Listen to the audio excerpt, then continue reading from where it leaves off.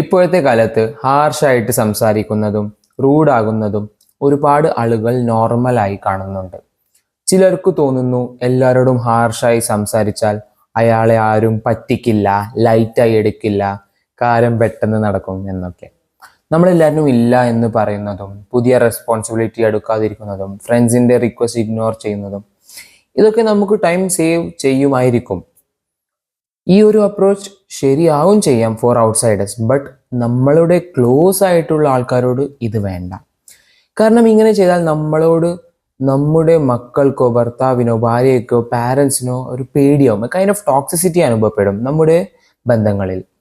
അതുകൊണ്ട് തന്നെ സോഫ്റ്റായി സംസാരിക്കുക, പൊലൈറ്റ് ആക്കുക, ചെറിയ ഹെൽപ്പ് ചെയ്തു കൊടുക്കുക.